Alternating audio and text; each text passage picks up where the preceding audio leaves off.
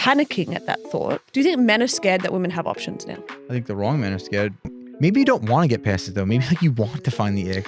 Emotional exit ramps. You're driving along, everything's kind of going good, and you're like, I don't want to be in this relationship anymore. And it is the excuse that you give to yourself. They showed me that they're gross because they do X, Y, and Z. We're humans, so if something turns you off, it turns you off. Things that we all say we don't believe, but somehow still fall for. We're diving into the dating myths and theories that have the internet in a chokehold. All right, welcome back to another episode of First Rounds of Me, a First Rounds of Media production. Today, we're diving into the dating myths and theories that have the internet in a chokehold. Things that we all say we don't believe, but somehow still fall for.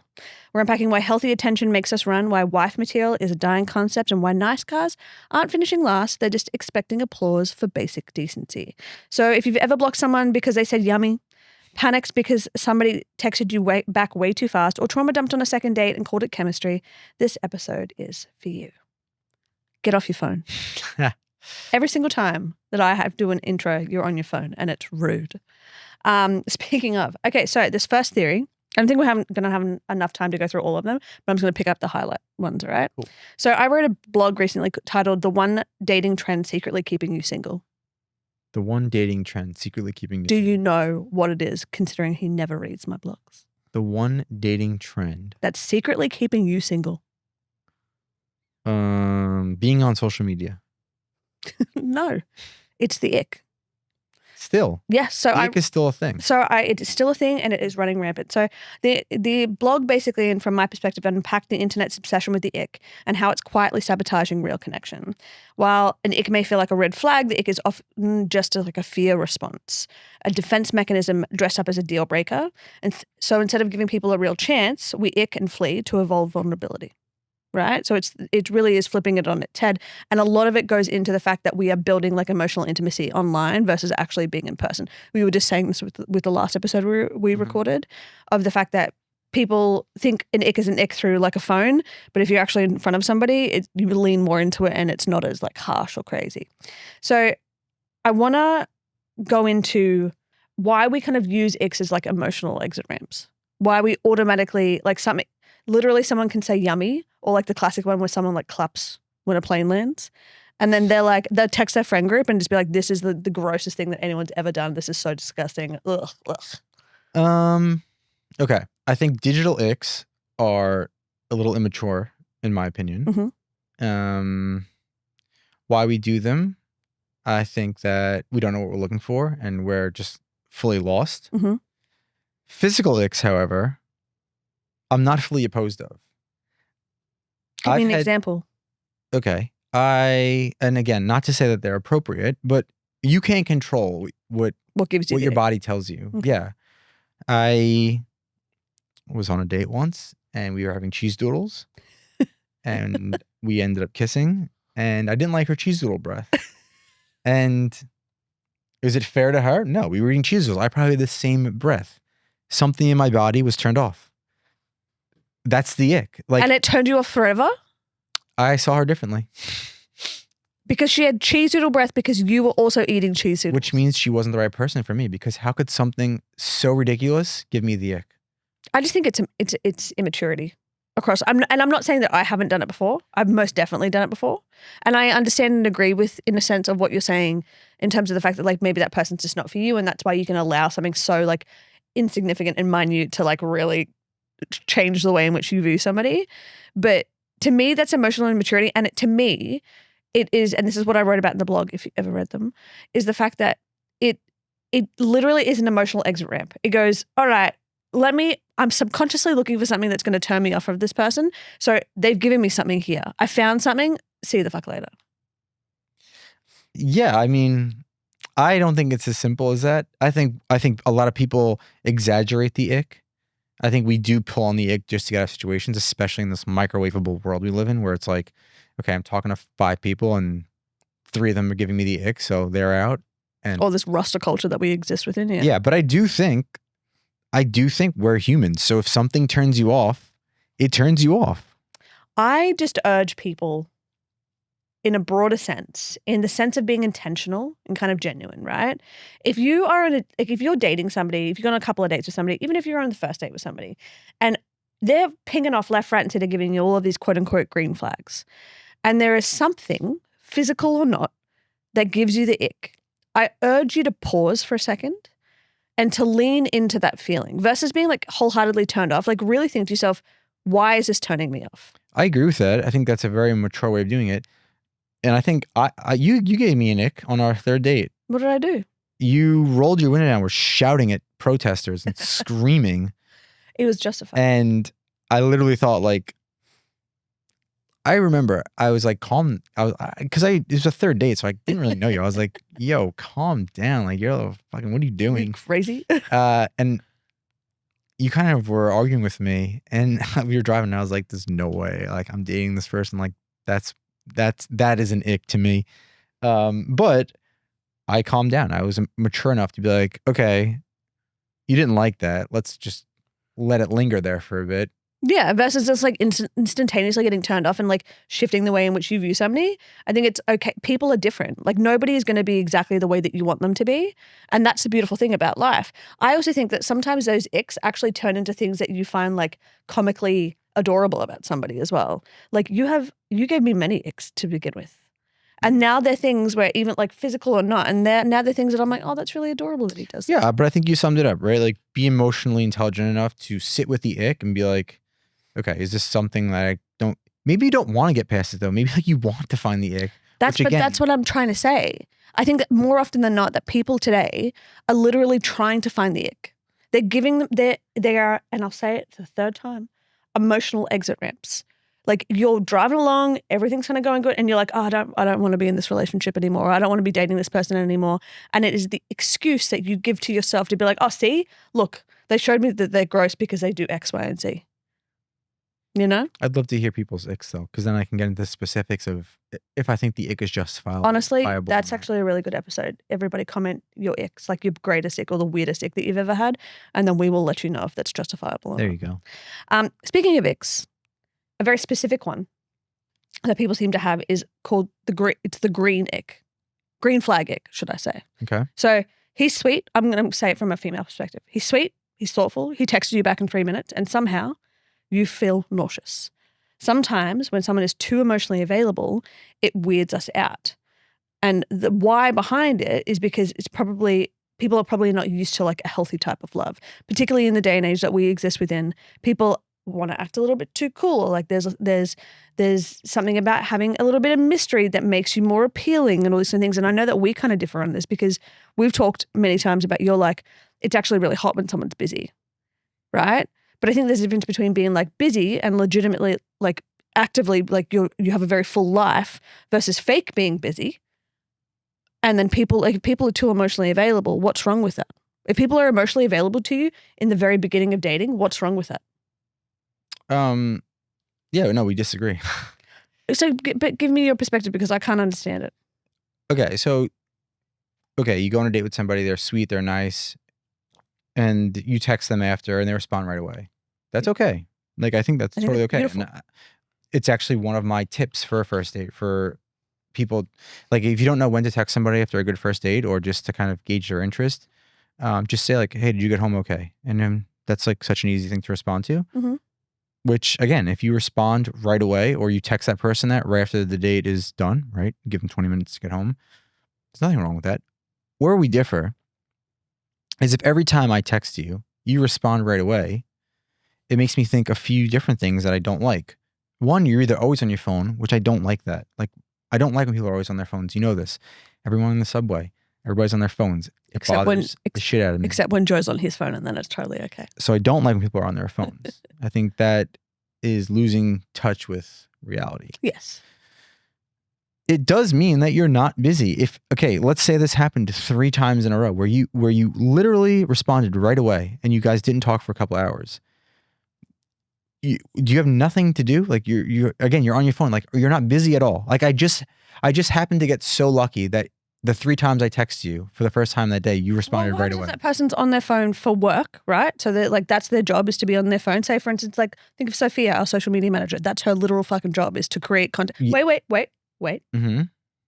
And she's sitting there, I'm going to use Sophia, this is a very random example, but she's sitting there doing a job and then someone who she likes texts her and she's like, you know what, I'm going to take 2 seconds and just be like, to show this person that I'm thinking about them. And that's really lovely that they texted me and I'm going to text them back. But okay, again, we differ, which is fine. But my perspective would be, what if Sophia said, okay, that person texted me, I'm going to get back to them when I can, but I'm so busy in my work, which to me is a turn on. I'm going to finish what I'm doing and I'll get back to them in 10 minutes. They can wait 10 minutes. Yeah, but like this is the thing. We're not talking about like straight away. We're talking. You said straight away. Well, straight away is a idiom. It's like it's within like an hour of someone texting you. You know what I mean? Now we're getting super gray. No. An hour, yeah, that's good. That's fine. Right?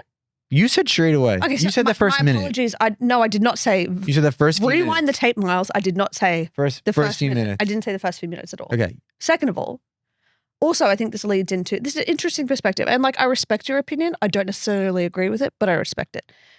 I also think this leads into the fact that if it's somebody that you like that's doing this, like texting you straight away, an hour within it, then it's amazing. If it's somebody that you're iffy about, you're like, it kind of gives you. I still disagree. Okay, let's take me and you, for example. Uh-huh. If we kept texting and you kept responding right away, I would think, okay, she sees me as super special, which is kind of sweet, but also. Oh, see, that's just bullshit that you're playing games. No, it's like, am I really that great that you're getting that excited about talking to me? So you don't want somebody to think that you're great? You don't want someone to think that you're special and that you're apart from everybody else, that they're like half seeing or doing these kind of things? I don't know. It kind of has a reverse red flag where it's like, okay, so no guy has ever kind of texted you and you had a quick text exchange with somebody and you're so invested in this one? This feeds back into the thing of like when we first got together and you were wondering what was wrong with me because you were like, how can you be X, Y, and Z? How can you be all of these incredible things and you like not have a partner or not be with somebody? You said that to me verbatim. So I think it feeds into that mindset where it's like you're playing games. But I think that you and I had a very healthy progression of our communication. We did not text all day, every day, right when we first started dating. We didn't. We didn't text all day, every day, but we definitely were communicating consistently with each other. And then you almost told me that you loved me on our third date. Yeah. Consistent communication is amazing. Consistent communication, but it was also like we were responding quickly to each other. We were showing that there was like a mutual interest there. Again, we're going back to I didn't tomato. I didn't say a minute. And if it's within an hour, I think that's very fine. That's very fine. Agree to disagree. But we agree. We don't. I don't agree with you. Have you ever something called the wife drought theory? Wife drought theory. You haven't had a wife for a while. What? I don't know. You haven't had a wife for a while. That if you played those words out. So we're speaking exclusively to divorcees, are we? Yes, so. No. You haven't had a wife in a while. No. It is the theory of that women aren't trying to be quote unquote wife material anymore. And I'm really interested to hear your opinion on this, right? And that men aren't rejecting marriage, that they're stunned that women now have more options, and that they're panicking that women no longer have to settle, quote unquote settle. So if you think about like the societal structures of relationships and of like gender roles for the longest time, up until about 20 years ago, it was still, even 10 years ago, it still was pretty traditional, right? Men goes to work, woman stays at home, looks after the babies. As like some people on our sit there and say, women belong in the kitchen, men belong out here, right? And then we know that they're joking, but it also kind of feeds into the fact that that's what they were raised with. Now, because society is shifting so heavily and because women have quote unquote so many more options to be able to exist within, so we are not confined to the bedroom or to the kitchen. We are fully fledged human beings who have a plethora of different options in front of us, many of which women are taking to not go the traditional route. There is this thing of like, oh, well, the marriage rates are going down and then the birth rates are going down. And it's all because women have more options. And that men are panicking at that thought because women no longer have to settle just for like one or the other. How do you feel about this? Do you think men are scared that women have options now? The wrong men. I think the wrong men are scared, but what do you mean that women have? You mean women have options like with their career or in dating? Just everything within.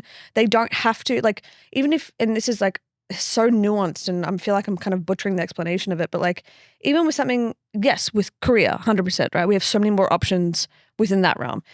within the fact that back in the day, most women were settled down and married and having children by the age of like 22, 23, even in major cities.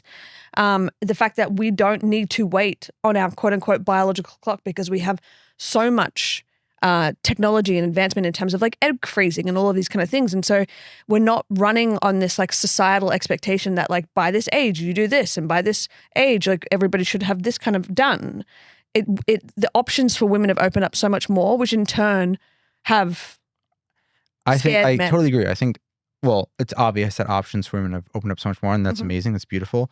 But I think it's made it more difficult for women, like way more difficult. In what sense? Because now their expectations of a man are getting even higher, which they should, right? Like you're making your own money, you're doing your own thing, so you want someone who's on par with you. Whereas in the traditional mindset, it was like, okay, yeah, I'm intelligent, but I'm more of a housewife, and I need somebody to like protect me and pay the bills.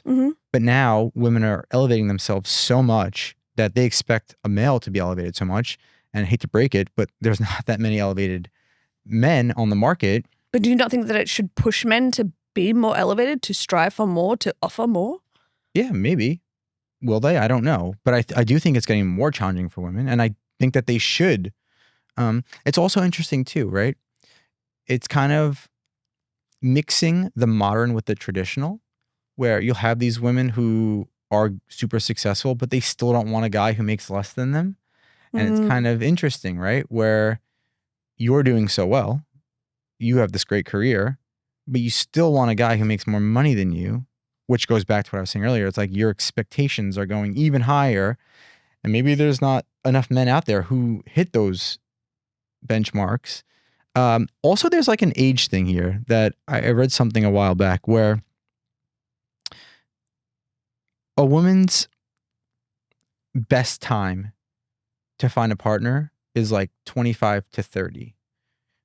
Okay. She kind of dictates the whole dating culture in those years. She can date people her own age and she can date people a lot older, right? Like that's where she's the queen. When a guy is 25 to 30, he kind of can't date women his own age because they're too emotionally intelligent and they're going to go after older guys. And they can't date older women because older women are not going to want to, like, you know, saying that people want kids and a family and like someone to challenge them. They're not going to date 25-year-olds, 30-year-old women. So like 25 to 30 for a guy is very challenging in the dating culture. But when a guy gets from 30 to 35, that's his peak because he could then start to date women who are 30 to 35 because they've kind of, you know, evened out because obviously men need catching up to do with women. But now they have all these people in their 20s that they can date. When women are 30 to 35, they don't have all these men in their 20s that they want to date. Can they? Yes. But I would say they don't want to. And then all the guys who are like 35 to 50, they're getting into a stage in their life where like, oh yeah, I don't want kids anymore. And I kind of just want to be this Peter Pan kind of guy. And I think the age challenge for women is very difficult. I feel like you're kind of trying to... I'm trying to understand where you're coming from. No, I think you understand where I'm coming from. I think you're trying to challenge me, but you think I'm right. No, it's not that I'm trying to challenge you in any way, shape, or form. I'm just speaking from a female perspective versus a male perspective, right? But would you not say, let's take you for example. And again, this is my perspective. I could be completely wrong. Would you not say from when you were 25 to 30, he's moving so much, so you felt you were like the queen of your dating environment, where you can pretty much have control of whatever you wanted? Yeah, but I also don't have context of being able to date between 30 and 35 because we got married. We met when I was 30, when I was 29. Okay. I'm fairly confident, and maybe this is just like a Hannah specific thing, that I would have had the same amount, if not more options between 30 and 35. Okay, so say I died tomorrow and you became single. No. And say Leo's not coming, right? Say you were just a single girl at 35. Wouldn't you say that you at 25 had far more options than you at 35? Different types of options, but not just more options. No, I think that's just different types of options. I think it's more so like, but the option is not dependent on me. The option is dependent on the fact that there are so many men out there that aren't ready for like an emotionally mature, successful 35-year-old woman. They are more attracted and ready for somebody who's 25 years old who's still figuring their shit out. Exactly. Okay. So now, on the other side, wouldn't you say that a guy who's 35 has way more options than a guy who's 25? Different types of options. But it's very clearly different types of options because it's different phases of life. At 25 years old, woman or man, protypically, particularly in today's day and age, with this as society moves forward, nobody's really looking to settle down unless you're in like a tiny small town where that's the norm. So 25, you're going to have so many more options to be able to fuck around with or date or one night stands, all these kind of things. 35 for either gender, when you get to that point of that age, then you're thinking about things a little bit more seriously. Okay, let's just use option as a sense of age. So a 25-year-old guy, what's his, and we're just generalizing here. You're going away from the theory, but anyway. Okay, then No, say what do you want to say? A 25-year-old guy. 3 minutes. 25-year-old guy. Yeah. What's his age range of options? Generalizing here. Joe, that's such a ridiculous fucking question to ask. Go to the next question. No, this was the last one we're doing because we don't have that much time, but that was a ridiculous question. In any case, I'm asking your opinion when really you should be asking my opinion. Okay, go back to what was the question? The wife drought theory. Yes. The wife drought theory. The fact that because so many more women have so many more options for their life, we're not confined to the traditional gender roles that we've existed within for such a long time, that it's terrifying men.